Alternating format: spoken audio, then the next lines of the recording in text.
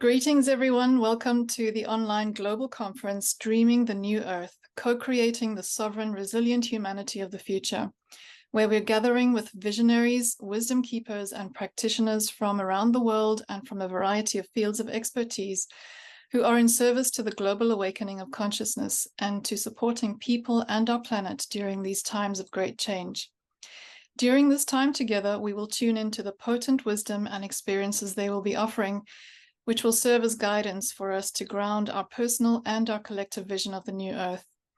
We will learn about the significance of these times of prophecy we're in, come to feel a deeper sense of community, belonging, and interconnection with all our relations, as well as learn how we can trust our own inner wisdom and gain insight into how to heal that which may be holding us back from walking our true path, individually and as a collective. A path that supports and protects the continuance of life. I'm your host and the creator of this event, Clara Nisiri, and I'm delighted to present Zohara Hieronimus. Zohara Hieronimus is an award-winning radio broadcaster, author, social justice, environmental, and animal activist. She's a pioneer in holistic healthcare as founder of the Rusco Mansion Community Health Center in Baltimore, MD, in 1985. Zoe has been called a visionary and futurist and is a trans-species telepath as well, who communicates with animals, both wild and domestic. Zohara is well known for her participation in consciousness studies, the spiritual science of self-mastery, as described in Kabbalah, and is a broadcasting personality hosting numerous radio shows over the past 30 years, continuing with her husband, Dr. Bob, to host 21st Century Radio since its founding in 1986. Zoe is author of the books Kabbalistic Teachings of the Female Prophets, The Seven Holy Women of Ancient Israel, published by Inner Traditions International in 2008, Sanctuary of the Divine Presence, Hebraic Rituals of Initiation and Illumination, published by Inner Traditions in 2012, The Future of Human Experience, published by Destiny Books in 2013, and White Spirit Animals, Prophets of Change, published by Bear & Co. in 2017. Wonderful and inspiring work, so thank you so much, and thank you for sharing it with the world, and welcome. It's an honor to have you on this event. As a fellow human with deep love and compassion for the animal and plant beings, I'm really delighted to have you come and share with us. And the topic you'll be talking about is creative activism, using thought, speech, and action to improve the world. Great. I'm looking forward to hearing all about this. Creativity and co-creation have certainly been a common thread throughout the conversations in this event, and I think this process from thought to speech to action is key. So you have such a diverse and rich background. A journey I'm sure has taught you many things along the way. You've been an activist since 1969, correct? I was a wee tot of 14. Wow. I started very young. How did that begin, and what have these 50 plus years of activism taught you?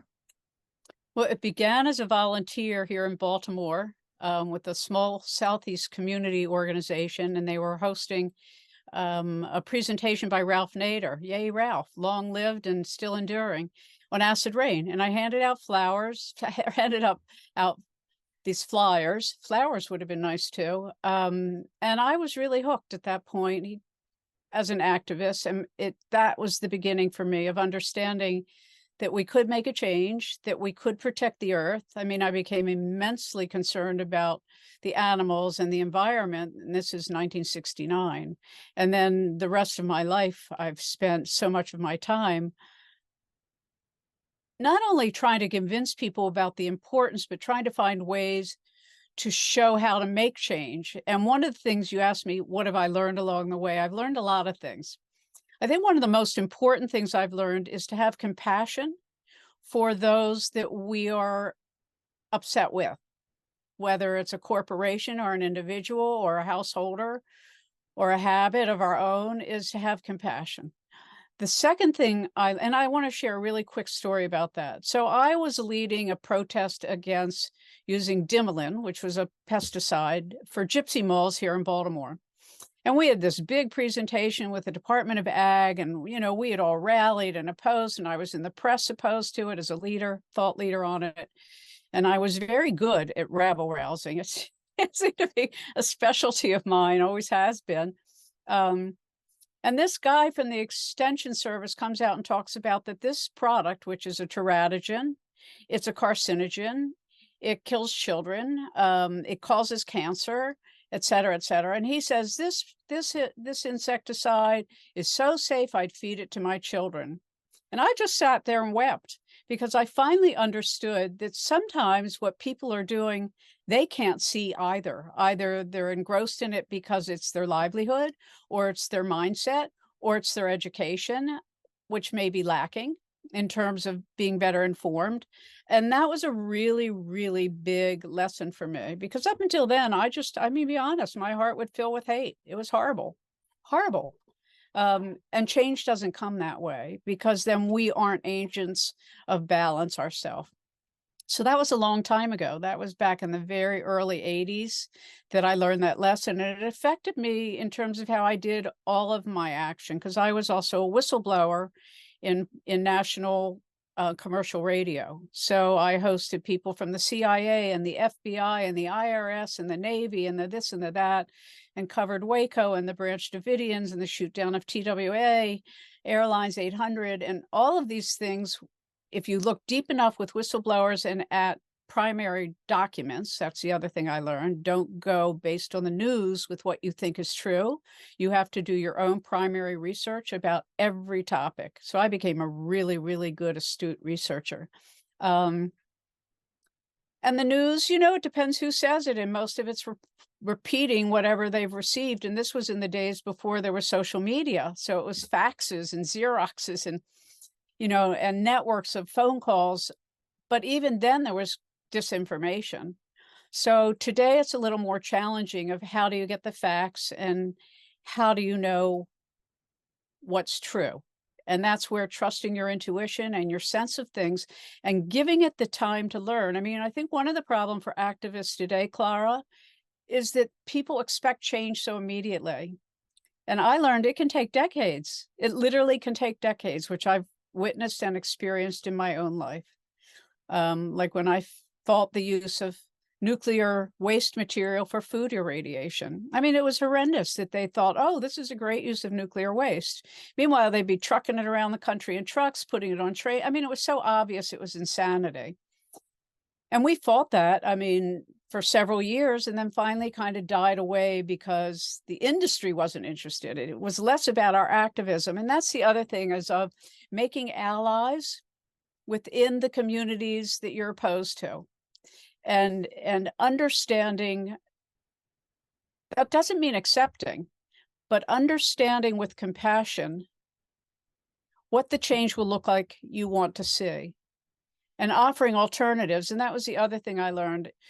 There were three things that were most important. One, to have compassion for yourself, for everybody, for those you're protecting, whether it's the animals, the trees, the air, indigenous peoples, a particular political perspective, whatever it is. Two, do your own research. Do not rely on what you see in Google. I mean, you can get your links from there, but you need to do primary research, which in the old days meant going into the books. When I fought pesticides in a golf course, I read the documents from the EPA on every single pesticide I was fighting, so that when I went to the golf course people, I could show them how many of these cause cancer or kill babies or whatever. And then the third thing is to have a vision of what change will look like and be capable of offering solutions. It's not enough to just say, we want clean water, stop dumping the oil. I mean, I've interviewed all the people who have done things, valve turners, and people who have really been on the front lines their whole lives, or leaders of indigenous oppositions. And they all know you have to just stay the course. Don't expect immediate results. And there's a wonderful book by Stefan Schwartz called The 8 Laws of Change. And Stefan is an extraordinary primary researcher. And And one of the things that he shows us is that we can't get attached, which is very hard. It's very hard not to be attached to the outcome you want to see. That's a real challenge. We want clean air. We want clean water. We want equal rights. We want social justice. We want to protect the animal community.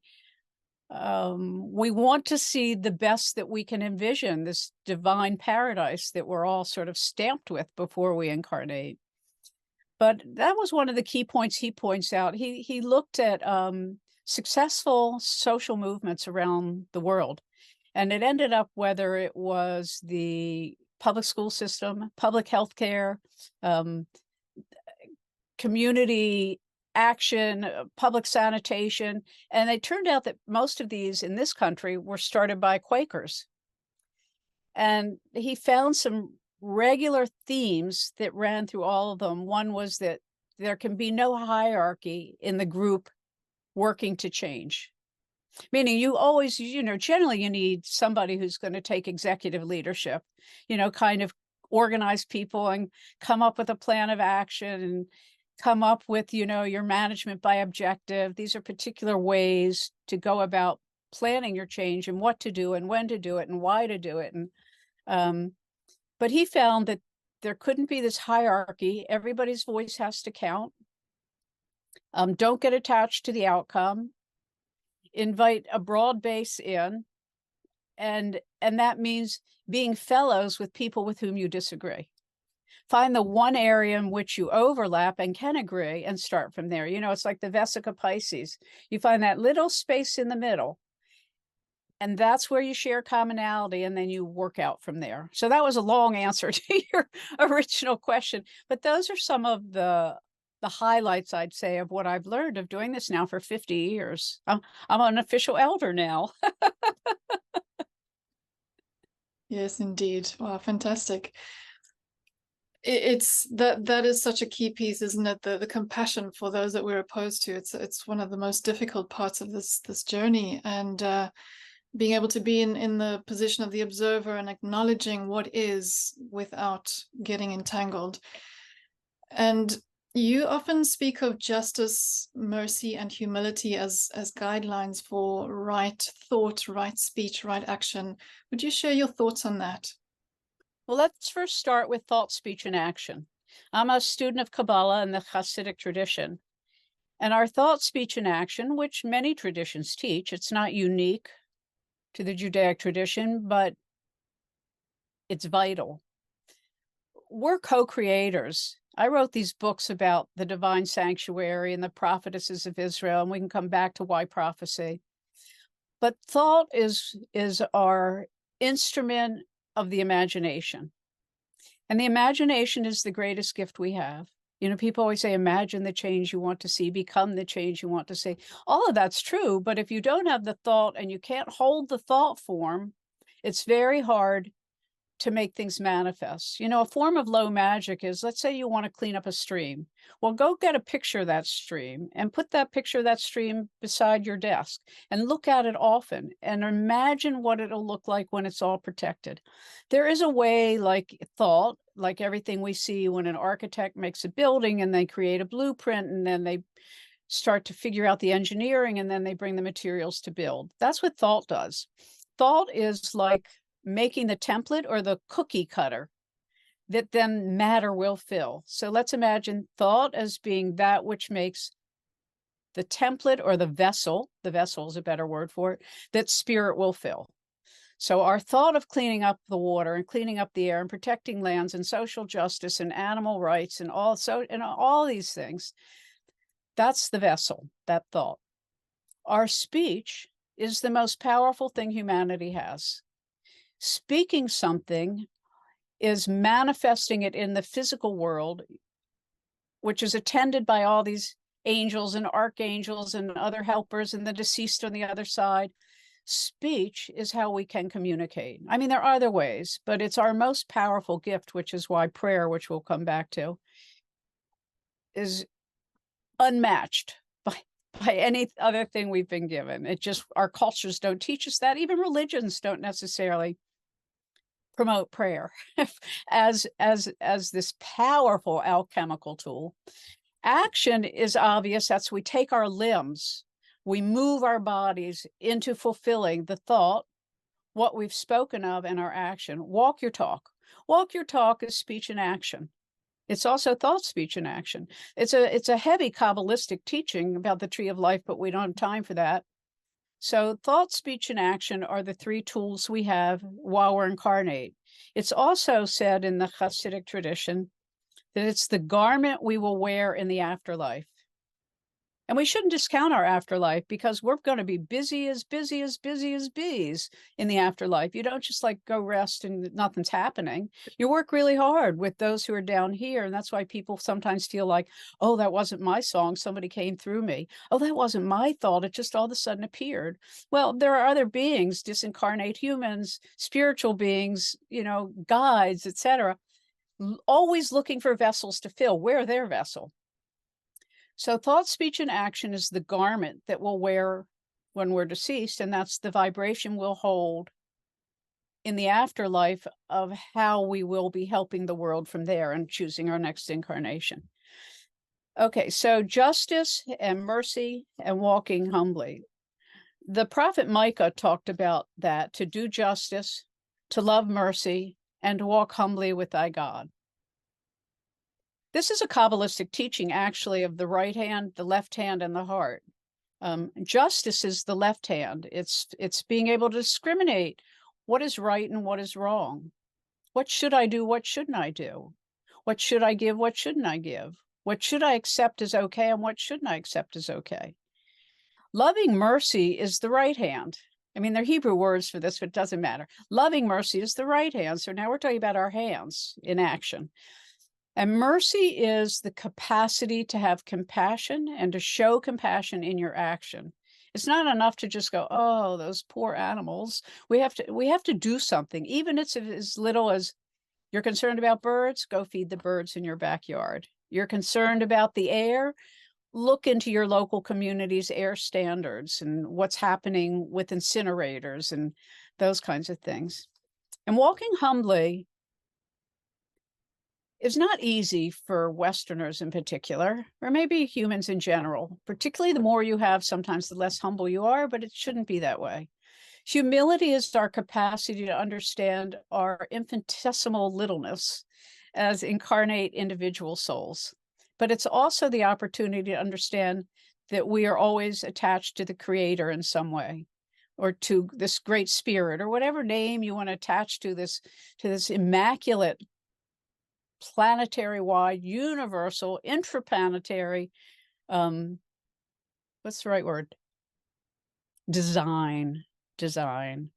And humility is how we open ourselves up as a vessel to all those helpers, to all the other disincarnates, to our companions in our lives, to our neighbors, I mean, social media is so distorted everything. I wish everybody would just get out of it, to be quite frank. I think we'd all be a lot more balanced, a lot more intuitive, a lot more insightful. There's so much noise now and so much chaos and so much interference with our very energetic bodies, with the electromagnetic spectrum, whether it's 5G or our computers or, our Wi-Fi in our homes and our restaurants. We are constantly being agitated electromagnetically. And now electric cars, I'm all for getting off the carbon. I'm for water engines, which they can make, or saltwater engines or something. Anyway, but the less you can spend online, the more intuitive you will be. The less you engage in social media, the stronger you will be. I know these generations, I sound like such an old timer, but I have experienced both. I've experienced the old days of Xerox machines and even those mimeographs and handwritten leaflets we'd have to send out, or Xerox or carbon pages. I've done that, but now I've also done social media and the internet, and as an intuitive and as a psychic and as a telepath, this arena of thinking social media is giving you information that makes a difference gets in the way of knowing what the priorities are. And there's this effort to distort, to amplify, and to enrage people's emotions or to excite people's emotions. And your emotional body, the astral body, is the one that is most connected to everything else in a feeling way. I'm not talking about the thoughts, in a feeling way. The astral body is our feeling nature. And that excitation keeps everybody so agitated and in such a hurry and almost desperate most of the time, that we lose our balance. So to do justice is, again, back to when you're an activist, when you're working in the world, when you're raising a family, when you're in your community meetings. To do justice is a collective effort to make things right. It's not right that the dirtier our waste, the darker the skin of the occupants of that neighborhood. That's something we have fought since the 60s. And yes, there's a woke community that's getting it. And I'm really happy that new generations of people are understanding that everything is connected. There is nothing in the action world of social change that isn't connected to everything else. And that's why it becomes so important to prioritize. Like, what thing can I do? Let's think of it this way. What's a little thing that I can do that will make my community better? Not the world, because every community is the world. And I know we're taught to, act globally, have this big impact, be famous, be a leader, be a movie star, be an online, whatever they are, stars. I don't even remember all the names of Snapchat, whatever they are. I'm not on any of those. Instagram, TikTok. I don't even know what these things are. I just know that they're engaging millions of people. And they can be useful for change. I mean, you can alert people to, hey, there's this bill coming up in Congress, or this thing happening at the UN, or this thing happening in my local agriculture department or my local school system. But I really believe, having now done both local, national, and global actions, that local right now is the most important. It's also where we each have our most power. It's also when things really start to fall apart environmentally, and then socially, and then actually in terms of food and water and housing for everybody. It's where we are needed the most.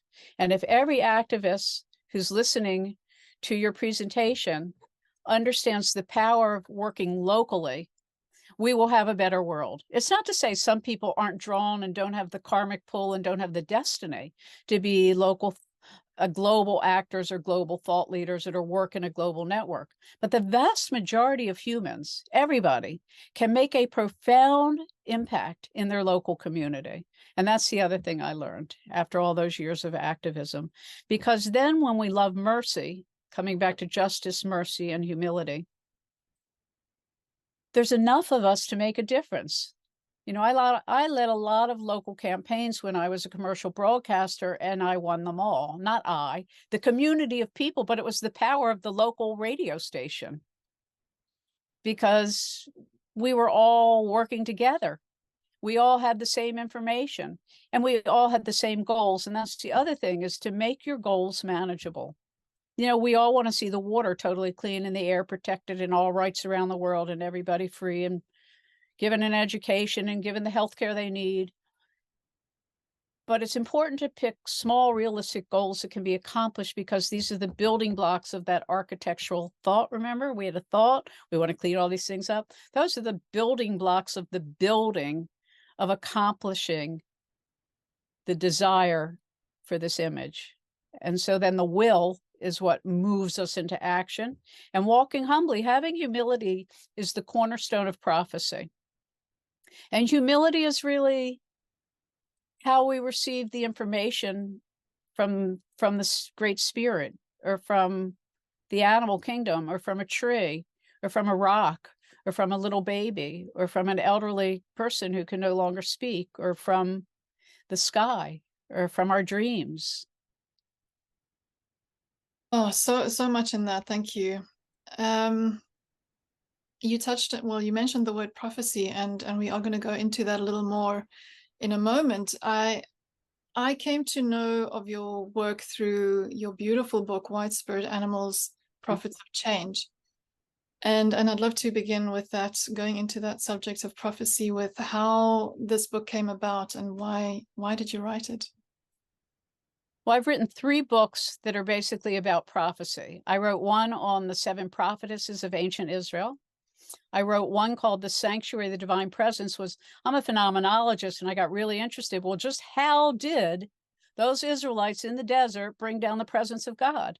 How did Moses and Aaron in the holy tent bring down the presence of God so they knew what to do, and they were led by the Holy Spirit? In Hebrew, we call it the Ruach HaKodesh.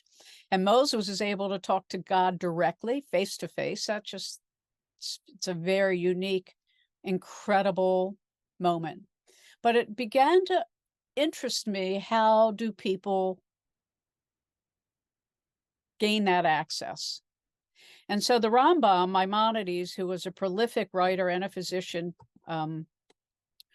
wrote about the prophets and prophecy. And he named 3 conditions that are necessary for the prophet. When I say prophet, we're all meant to be prophets. A prophet is meant to speak for and with God. Well, we're all designed to do that, every single human on earth. No matter who you are, no matter how old you, we're all meant to be prophets. So I became very interested. Well, gee, could I do that? Or could I understand at least how people do that? Could I help others who maybe are better equipped than I am to do it? And there were 3 things he found. 1, you needed to have an imagination. We talked about that earlier, about thought. 2, you needed to have courage. Now, why courage? Well, not only the courage to do what you hear, but the courage sometimes not to speak. Prophecy, or let's say you have an incredible thought, Clara, and you don't know who to share it with or if it should be shared. Should it be shared on this forum, or should you just tell your family? So prophets were challenged in that way. And they say that prophecy is only if the generation is deserving of it, which is a really interesting reality. And there are always prophets, just they're not always charged with being in the public presence. They're not meant to be known by the public. They're meant to do the work they're doing because they're like a gateway between the physical world and the spiritual realms. So we have the imagination, which is being able to receive the images that sometimes make no sense. They're just a bunch of images, but you need to be able to hold them in your mind. That's going back to thought. Courage, because you have to be very courageous to not only hold the image, but then to determine what to do with the information. Where do I go with this? I'm told that, this whole corridor of something is going to have a fire. Well, what do I do with that information? Do I call the fire department? Do I tell them I've had a dream? Do I tell them I saw an image? Well, maybe there's a way you can go over to the local firehouse, have a casual conversation, and say, I have a question. How do you protect so-and-so area if it catches on fire?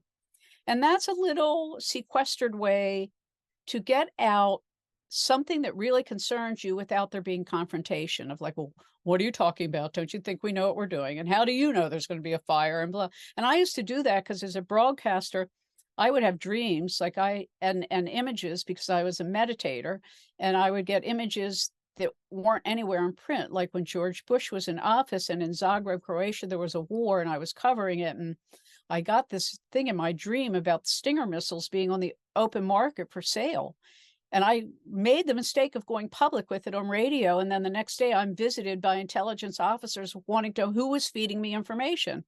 And I said, my dreams or my meditations.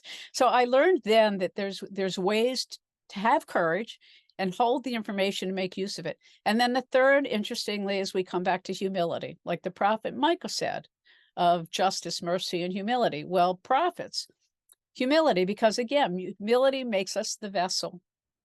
And if all of us can practice humility and understanding that we are co-creators with the Great Spirit, with God, that we all have a role to play, everybody, and it doesn't matter whether you have power, money, fame, it doesn't matter, because We have the power through our thought, through our speech, and through our action to change the world. And it doesn't have to be a big action. It can be a little thing that emboldens you, helps your neighbors, makes a local school feel better, makes the children safer, make sure they have food in their bellies when they go home. Whatever the issue is that you're drawn to, coming back to working locally. If everybody on the planet right now worked locally, we'd all be better prepared for the earth changes that have begun. And so I want to come back to the white spirit animals, prophets of change. They came to me while I was washing the dishes, literally. I'm sitting there washing the dishes, and all of a sudden I have this vision of being surrounded by dozens and dozens and dozens of white animals. And I said to them, why have you come to me, and what can I do for you? And they said, well, we want you to tell our story. And it took me a while to appreciate that there were some of this group that were really significant. 5 mammals who are each apex guardians over ecosystems, whom without those ecosystems will collapse. And they showed me that the white spirit animals, whether it's the white bear, the white elephant, the white wolf, the lion, or the buffalo, are all sacred to different communities worldwide, whether it's in Africa, North America, Asia, etc. And that in these communities who have always revered them, it is taught that the white spirit animals come when there is great calamity coming for the human race, when there is great earth changes even coming for the human race. And we all know this is happening. And yes, we can make a difference for the future by making sure we bring down our carbon imprint, by making sure that our food is organic, by making sure that the water is clean, that we know how to do desalination of the ocean water for potable water, because the aquifers are being used up for growing beef and hay and whatever, corn for the animals to eat, for us to eat them. And it's also interwoven, it's also entangled, even from a quantum physics point of view. But I think, as the white spirit animals taught me, the animal kingdom is completely awake, as is the elemental kingdom, the trees and the rivers and the rocks and the mountains and the forests and the meadows and the flowers. They're all completely awake. They always have been. And when we want to be more receptive to what they have to teach us, comes back to humility. Having the imagination to hold the images they give us, having the courage to do something when they ask us to do it, and following through, no matter how insignificant. Some dog might come by your house and tell you, hey, can you pick up all the litter out on the street? And you say yes, then you need to go pick up the litter.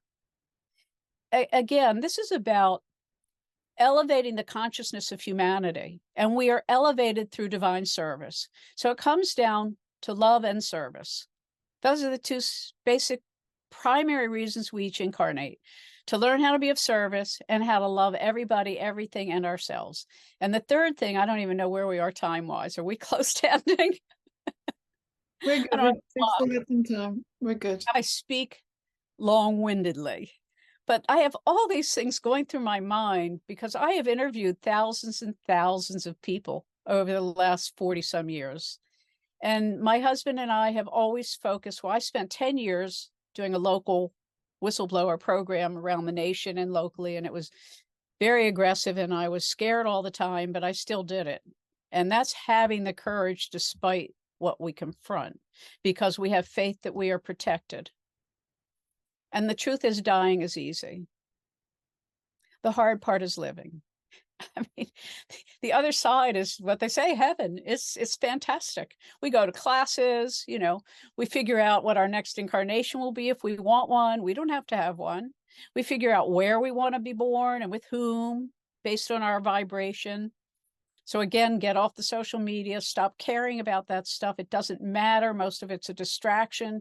It's diminishing the human God-given talents of intuition and heart-centeredness.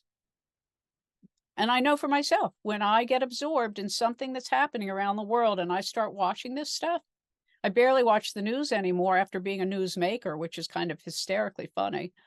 And after spending a career in the media and now not even watching it, it disassembles me. I don't feel well. I can't eat. I get a headache. It's hard to sleep. These are all signs of being assaulted, of being attacked. And attacks, when we start talking about earth changes and the forces, whether they're galactic or earthwise or intergalactic, and aliens and good aliens and aliens that don't wish us well, it's no different than walking down the street. When you see somebody, what vibe they have. Do you want to walk on that side of the street, or do you want to change the side of the street?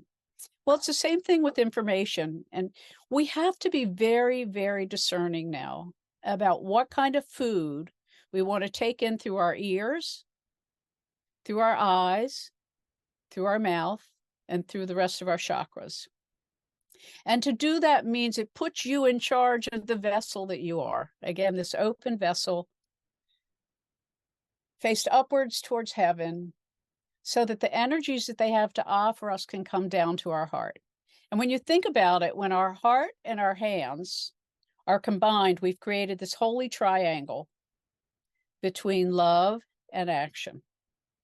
So I became very interested in prophecy because, again, knowing we're all meant to be prophets, how do we do it? We do it with a vivid imagination, courage, and humility. And that recipe for our thought, speech, and action, which is the recipe for living a really wonderful lifetime and feeling fulfilled as a soul, because we all come down here to do service. That's the bottom line. And we all come down here to learn how to love. That's the other shared pillar of our life. It makes it simpler so that we can handle the way in which everything's so complicated. And so there's wonderful things about all this social media and the internet and global TV and satellites and whatnots, because we have a sense of belonging everywhere and we have a sense of caring about everywhere. But it also can immobilize us to feeling so overwhelmed by such horrible news all the time and so many difficult challenges that we don't think it's going to change. And we don't think we can do this. And we don't know what to do. And that's why I say narrow the aperture of your life. Bring it down to your local community. It's where you can make a profound difference. And there's an interesting story. I forget which hurricane it was that devastated a lot of Texas. And the people that did the best were those who already had a social network set up for community farming, soup kitchens, housing that was outside the government structure. They all did well. Why? Because there was a community that acted like a community.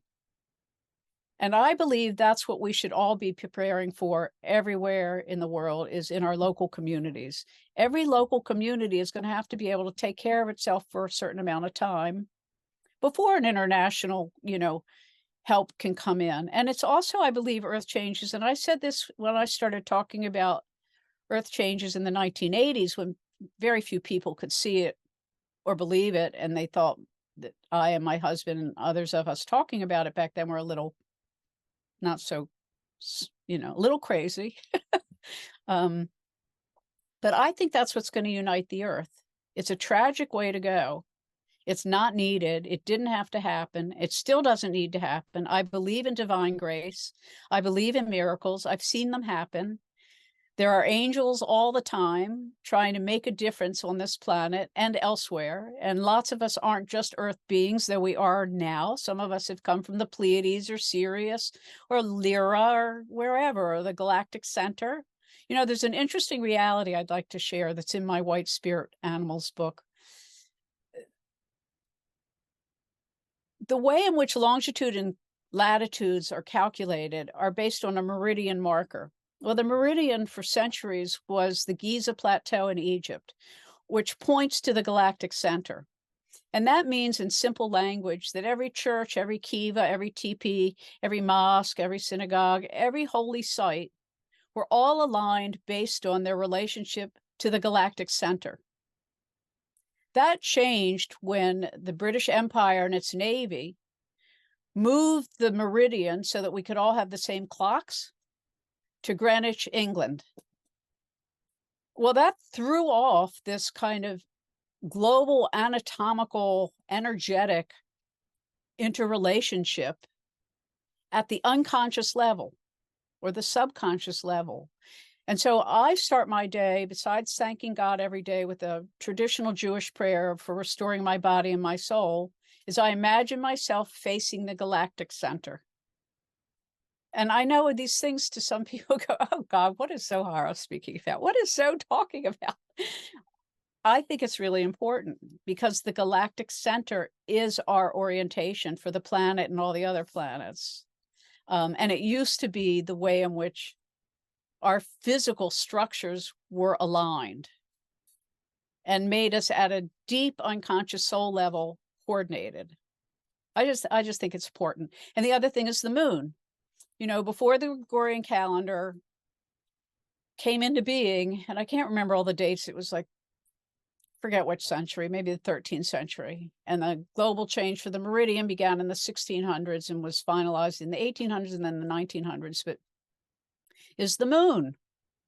The moon is our dear mother sister, you know? So the moon cycle is something we are all governed by, as is the whole planet, as is all our water systems, as are we, because we are little planets, each one of us, and we are mostly water. Just like our big Earth planet, it is mostly water. And the moon affects the tide coming in and going out. So there was a thing I devised years ago about high tide prayer, particularly for those of you listening who live near water. Every time the tide comes in its high point, go down to the water, stick your hands in the water and say, I love you. And she will carry that message back into the very center of Gaia. I mean, we are the healers of Gaia. And the other thing that we can do that most indigenous people still do worldwide is at the new moon, we plant our thoughts. We plant our seeds of manifestation and we work on them all during the month. And then on the full moon, we thank the Lord. We thank the sky gods. We thank whoever we want to thank. We thank ourselves. We thank all the workers. We thank all the people who are fighting for justice and mercy, etc. And that's why holidays fall on those two things of new moons and full moons, because they are when our biorhythms, when our own internal mechanism has gone from a quiet time to a very active time, back to a quiet time to a very active time. And I have found there are activists who do this, who regulate their work based in the moon cycles. And of course, the other thing's astrology, which I use very diligently, as my husband does. And we plan things astrologically, like when's a good time to go have this meeting with this senator?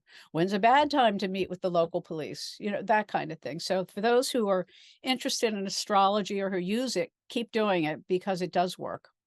And then another thing about our alchemical capacities. I mentioned earlier, if you're concerned about the river, to take a picture of the river and put it by. That's true for everything. That's why symbols work.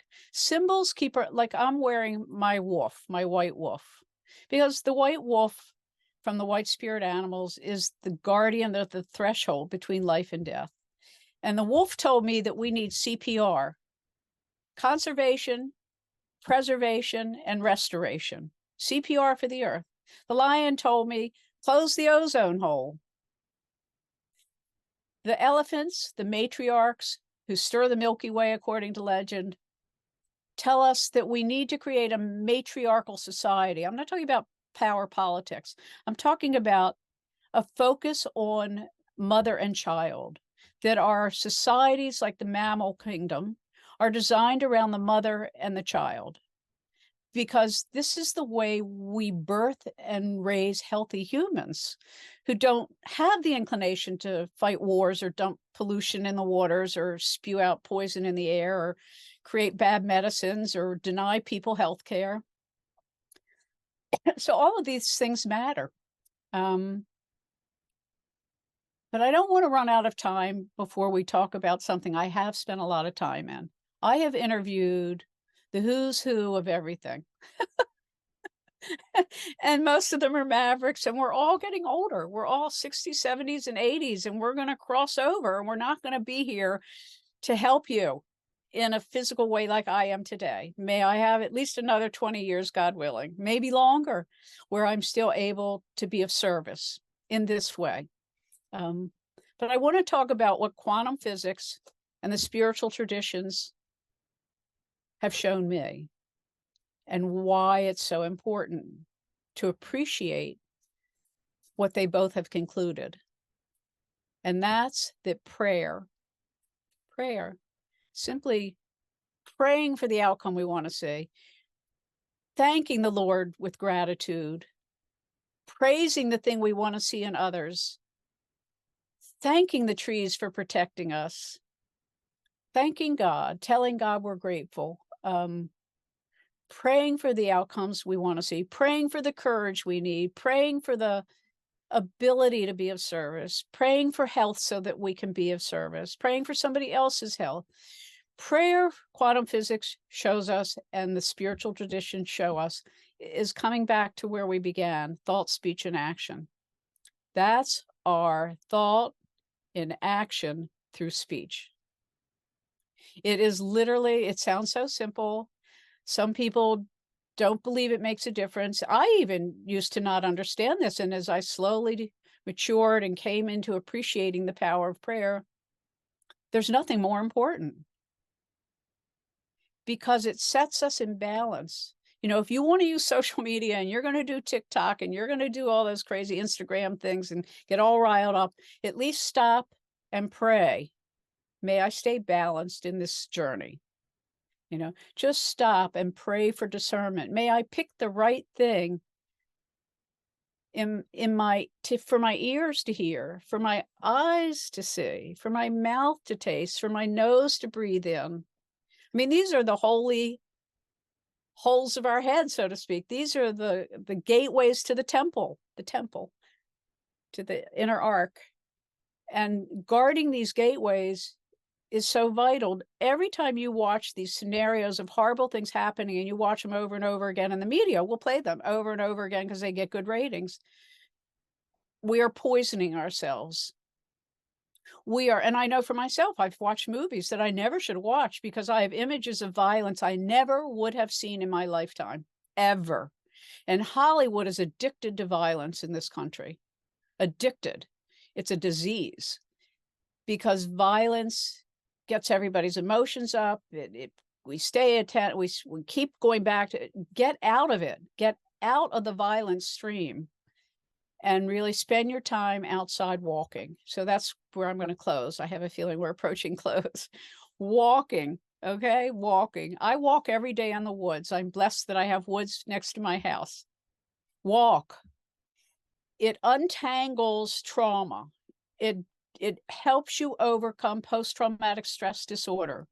Walking is a balanced limbic system that every human used to do. Every human on the planet walked. Then we got horses. Then we got carts. Then we got carriages. Then we got cars. Now we have airplanes. People aren't walking. We have, we drive to the closest spot next to the grocery store. Walk as much as you can. And as Thich Nhat Hanh teaches so beautifully, if you're looking for a good guide on walking, Thich Nhat Hanh is the man to go to. Beautiful Buddhist teacher. For 90 some years, he just emanated love and patience and compassion and justice and mercy and walking and focus on your breath. There's one other technique that I think everybody's heard, but it's important to remember that it's simple and God gave it to us. Our breath, that's the ruach in Hebrew. That's the breath that's breathed into us and into our soul at the moment of birth.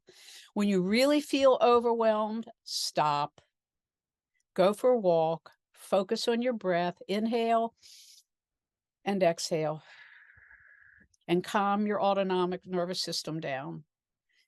Because I know what a challenge is. I'm right there like all of you. I'm as challenged as you are, sometimes with overwhelming fear, sometimes with just overwhelming heartache, where I can't imagine how are my children and grandchildren going to make it through this? What kind of life are they going to have? Will they have enough food? Well, all these things that billions of people worldwide are challenged by every day. food and water and shelter. These are basics. And those of us that live in developed nations sometimes lose sight of it until we see a homeless person in our city, or we understand the reality of diseases and how the healthcare is not equal, and some people don't get any. And it is overwhelming. So to center ourselves through our breath, through walking, and through prayer, and to disengage from things that are toxic.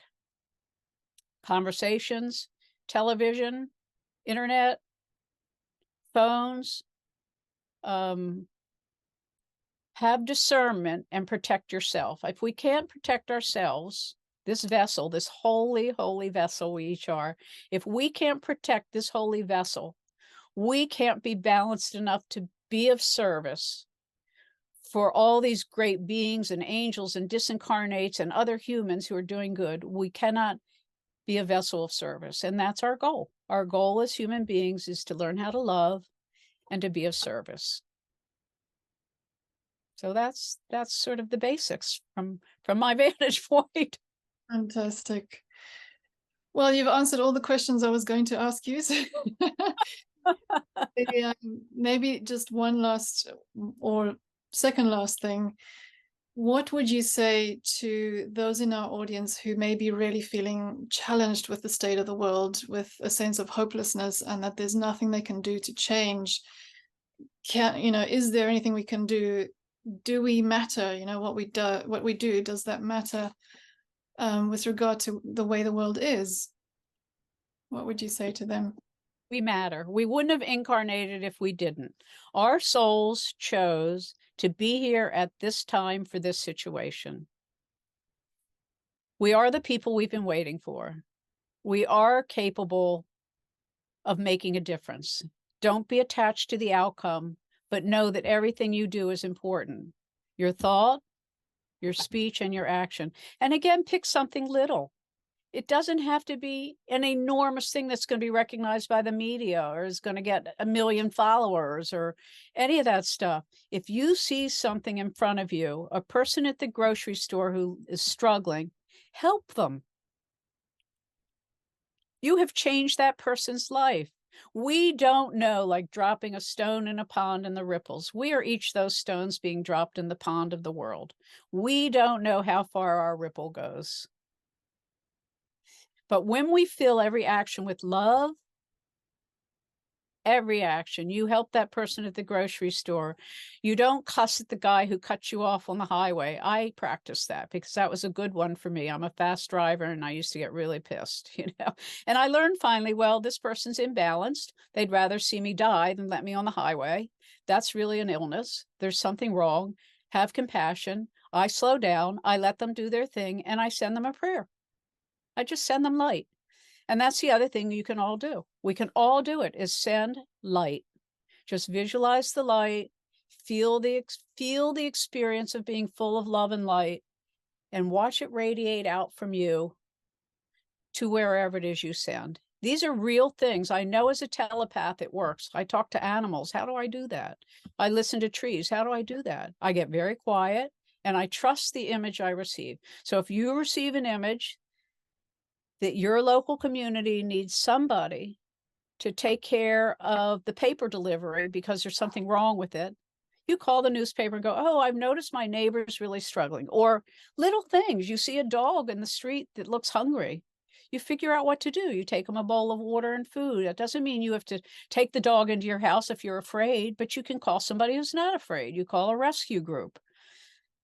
I think we lose sight because we have a world made on fame and everybody wants to be famous now. And that's how the internet and Facebook and all those things have gotten so huge because people want to be heard. They want to be listened to. And that's an important thing that we can each do, is to listen to each other without any goal other than to just be present. So being present, sharing your love, even without words, if you don't feel like you can say to that person at the grocery store, I love you, I'm so sorry you're suffering, you just smile and ask, is there something I can do to help you? And that's the other thing I've learned, whether it's an animal, a tree, a human, a sky, a mountain, that's what I do. I always ask, what can I do to be of service? And trust me, you do a little thing, you will feel better. Go read to the children at the hospital. Go to a senior center and read to the people there. People are lonely everywhere. And it's because we don't experience community the way we used to for hundreds of years, where we lived intergenerationally. Families are broken up. I'm a good example, like many people. My children all live here and there, but they don't live here where I live. So we're missing community. So we have to create community. And if we can't do it physically for whatever reason, we can do it spiritually through our heart.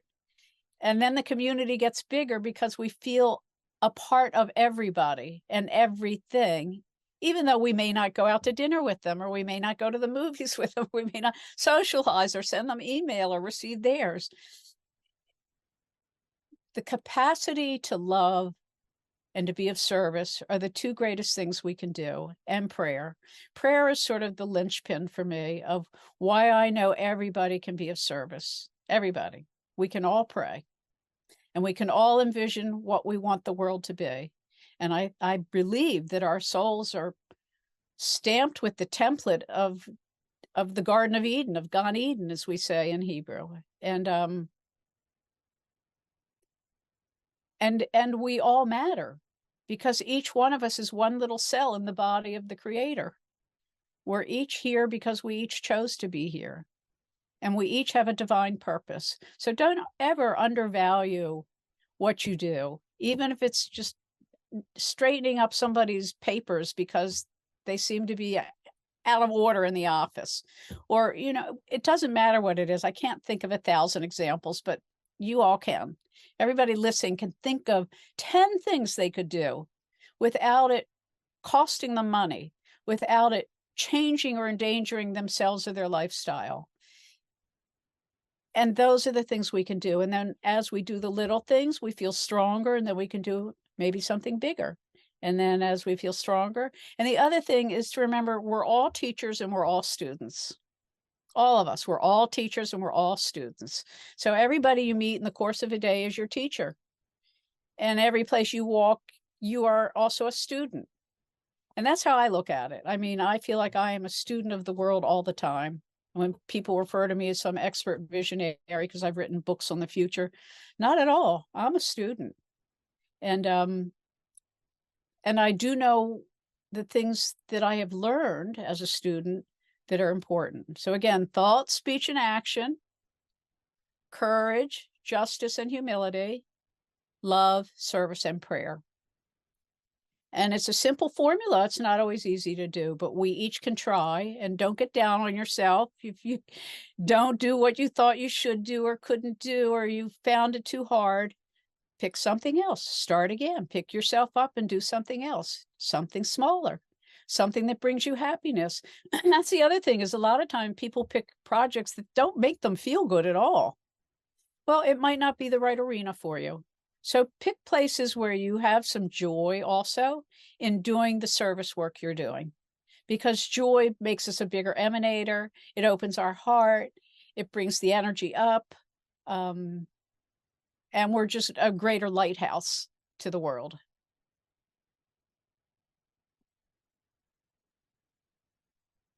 Wonderful. And finally, what is your prayer for the new earth? My prayer for the new earth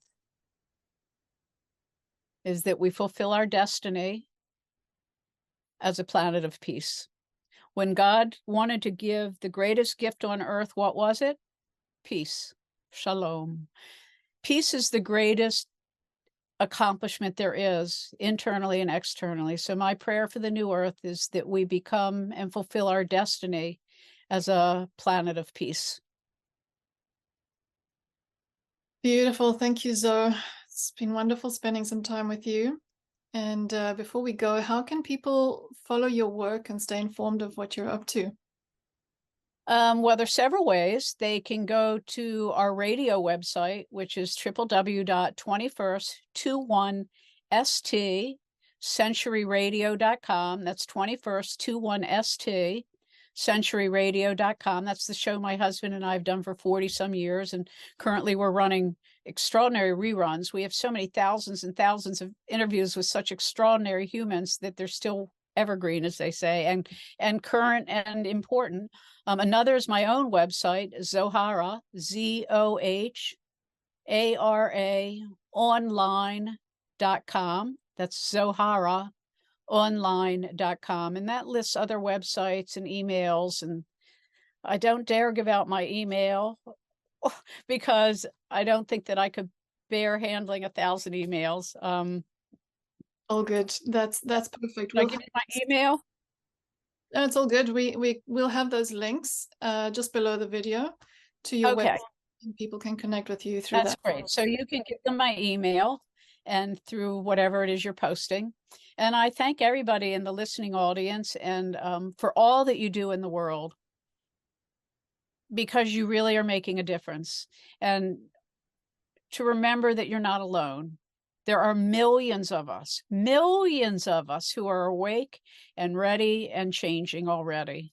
And there are millions of beings on the other side helping us. And there are millions and billions of trees and animals helping us. And, but build up your local community, create your networks, be ready for change, and know no matter what happens that it's all important and that we can handle this. And to get yourself centered, walk, do your breathing, do your meditation, eat well, and get enough sleep and drink lots of water. Stay hydrated. Fantastic. Thank you so much. And to all those who've joined us today, thank you for tuning in. Thank you for your time and your presence.